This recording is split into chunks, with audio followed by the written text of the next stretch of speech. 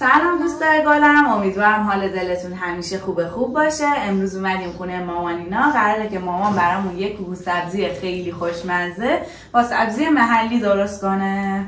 سلام دوستای عزیز، امیدوارم که حال دلتون خوب بوده باشه و در کنار عزیزانتون همیشه سالم و خوش باشین. امروز اومدیم آموزش کوبو سبزی به روش مامان. دیانا خانوم سلام کن دیگه. سلام، خوبی بچه ها؟ حال شما خوب هستین؟ خیلی ممنون. منم امروز دیدم هوا خیلی خوبه، گفتم مبینا اینجا خونه خواهرم اومدم خونه خواهرم امروز میخواد سبزی کوبی محلی برای ما درست کنه. خیلی خوشمزه بچه ها، جای شما خالی. به قول می امیرعلی جای شما سبز. خب مامان سبزی از چیه؟ جعفری، شوید، تره با گشنیز. گشنیز 4. خب بعد با دست الان میخوای خورد کنی؟ آره من با اینجوری دست میشه خورد کردن. آره من اینجوری با دست بیشتر، چون سبزی کمه دیگه واقعا برام سخته اونو بیارم بشورم سخته. همینجوری با دست خورد این الان بودن چند کیلو سبزیه؟ این 1 کیلو نیم. 1 کیلو نیم. آره من خواهر عزیزم چیکار میکنی؟ چند تا تخم مرغ می‌ریزی؟ تخم مرغ 1 کیلو نیم و من 7-8 تای تخم مرغ کنم. او سبزی کوکو خیلی تخم مرغ. آره هم روغن زیاد میبره هم روغن. ولی خوشمزه است. یعنی یکی از غذاهای مورد علاقه مشتاق سبزی کوکو. همون کوکو سبزی. خدایی منم نمیدونم درست کنم با دست. اصلا سالهای 40 سال زندگی کردم با دست. من 20 کیلو سبزی با دست خوردم. خدایی آره اون موقع، ولی الان دیگه برام سخته. حالا دیگه دستتون. آره چون درد استخوان دارم دیگه برام سخت. ولی اینجوری کم باشه مثلا تا 4 کیلو 5 کیلو رو با دست خورد میکنم. اون موقع برای خلافرانگیز 20 کیلو میگرفت براش خورد میکرد. با خدا شاید 20 کیلو همه با چاقو. بعد خلافرانگیز میگه آخه فاتی سبزی تو خیلی خوبه دیگه. خوب من با ساتور خورد میکردم. یعنی خواهر اصلا با ساتور خورد میکردی؟ قدیم چرا؟ من اصلا نمیدونم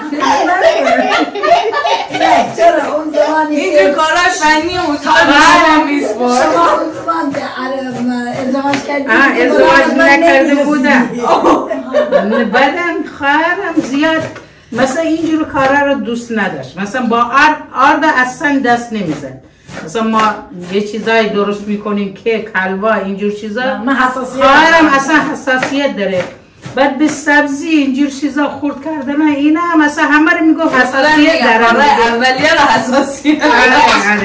آره ولی خدایی بچه اینقدر دست من دوست این فقط دوست داره بشوره. دستای من همیشه با خدا فقط لباس، ظرف مثلا اینجور چیزا رو خیلی علاقه به شستن داره. ولی اینجور کارا رو اصلا خیلی الان بیشتر وسواس. اینجور کارا رو من براش میکردم. نمیکرد بزرگ و کوچیک باید خودمون میشستیم داخل خونه. وسواس خیلی زیاد داشت. بعد فقط لباس بشوره با ظرف. اینجور کارا رو مثلا من براش انجام میدادم. الان دیگه خدا نگه داره دختراش براش انجام میده مثلا. الان دیگه خدا هنرمندم دیگه پاش در میگونه که من دلم ندارم بهش بگم. نه الان دخترش خدا نگه داره همه کار براش انجام میده. من بچه خاطر دست من خیلی میخواد. اینقدر هر روز مثلا نماز میخونیم 2 تا دستامون بوس میکنم. دیگه ببین خاطر دستش میخواد اینجور کارا رو نمیکنه دیگه. ولی به خدا دستم نازکه. یعنی دیروز من دیشب تو رو یاد آوردم. امروزم تو رو یاد آوردم. گفتم به خدایا خواهرم اون بالشا رو که چجوری دوخت؟ چجوری دوخت؟ ما اون یه ذره بود پارچه. آره خیلی سفته. با اون پارچه رو 10 تا سوزن تو دستم خورد. آفرین. گفتم فاطمه چه زحمتی کشیدی. واقعا. چون مبینه خدایی دستم نازکه. حتی غند میخوام بگیرم سوزن چی میگن؟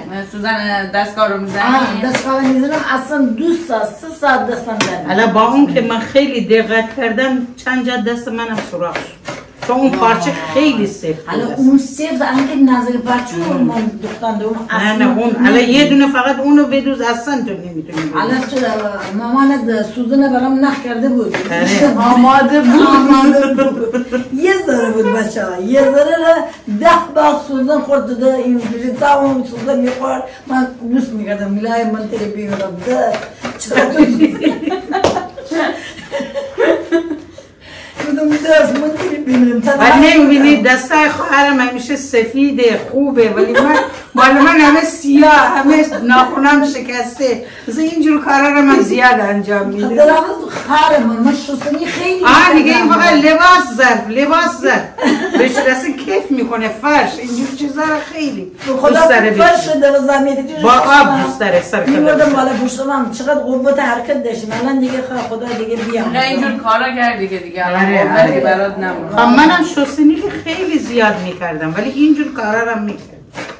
نه من حقیقت این کارا رو نه اصلا خواهرم این کارا رو اصلا خدا شاید اصلا بلدم فکر نکنم دیگه باشه تا این حساب کن تا این سن نکرده دیگه بلدم نیست. نه خدایی مادر خدا بیامرزم به من کار نمیداد نمیدونم چرا خراب شد دیگه این خراب کار علی گردش شده ما گردش چیه مبینم خدا شاید میرفتم خونی مادرم نهار میخوردم یک روز اونجا میموندم به داداش میگفت تو کار بکن ظرفا رو تو جمع کن اصلا ساناز جان به من کار نمیداد اصلا کار نمیداد. فاطمه مثلا میومد خونی خواهرم مثلا رفت میمانی میخواست مثلا اومد دید من میومد به فاطمه کار میداد ولی به من نمیداد. شاید مثلا قبول نه استقراض داشتی چون من کوچولو بودم من خیلی دوست داشت این کاره. ببینید چقدر تمیز داره خورد میکنه واقعا چقدر مثل دستگاه از دستگاه هم بهتر. آره واقعا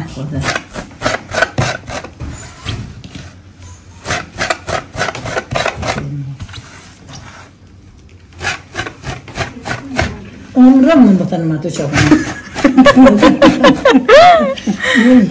خدا الان همه اون سبزی رو باید همینجوری خورد کنه ریز بعد دیگه گوشو درست کنه.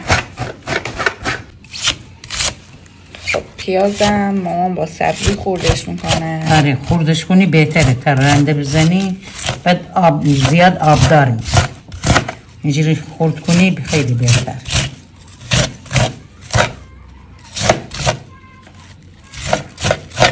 بچه ها این هنر خواهرم داریم من این کار هرگز نمیتونم انجام بدم. این هنر به خدا دستش در نونه. الان پیاز مثل سبزی اینجوری مبینه جا نگاه کن اون پیاز مثل این سبزی اینجوری خورد میشه ریز آره بس اونقدر خوشمزه میشه. آره کوکوش خیلی خوشمزه میشه.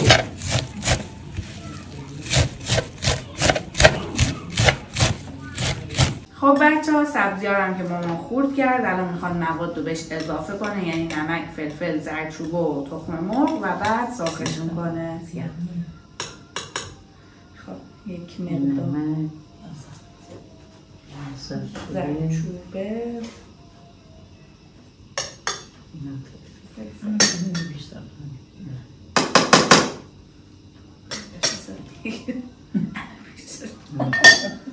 بعد تخم مرغ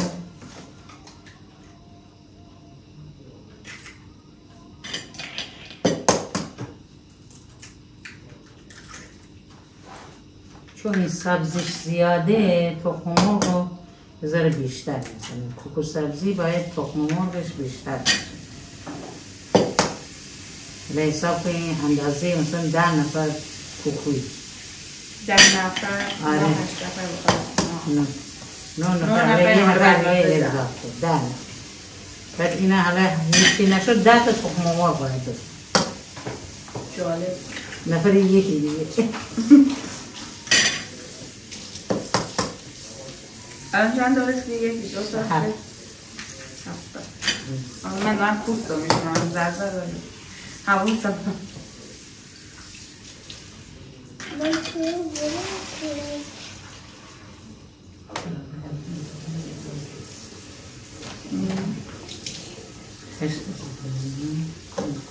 هشت رو زده هم بزنه بعدن دوتا رو بعدن راست میگه تخم مرغ میخوره انگار نه میره پایین دیگه. سبزی جمع میشه. اونجوری پره تخم مرغ میخوره بعدن کم میشه، حجمش کم میشه.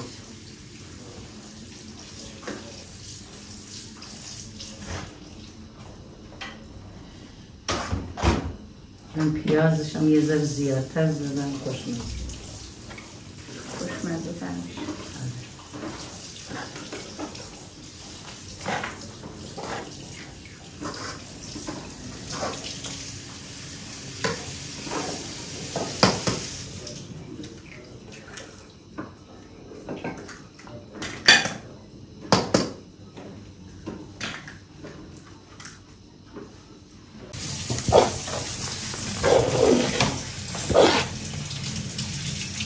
کوکو سبزی بشه این.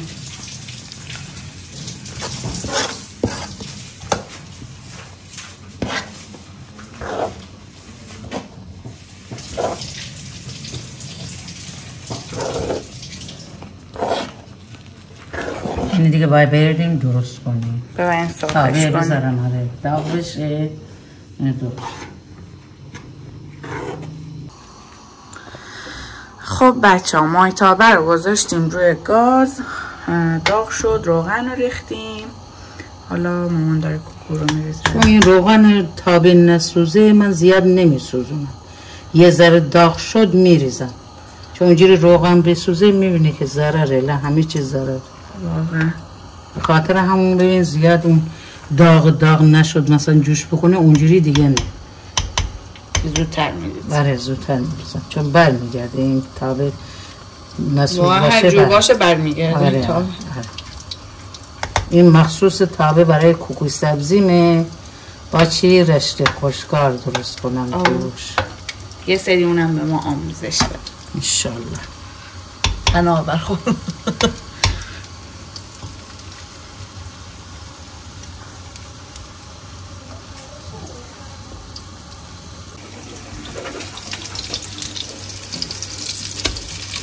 به به چه کوکویی شد،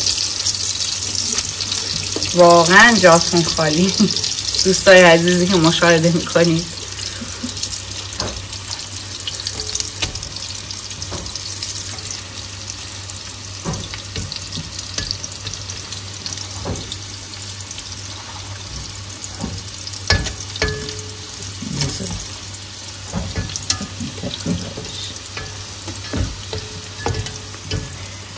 یه روز سرش میذارم که پخته بشه داخلش نفرد. آره مثلا یه طرفشو درش نمیذارم.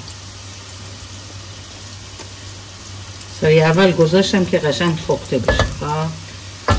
برمیگردونی دیگه نمیذارم. دیگه نمیذارم. اونجوری باید درست بشه.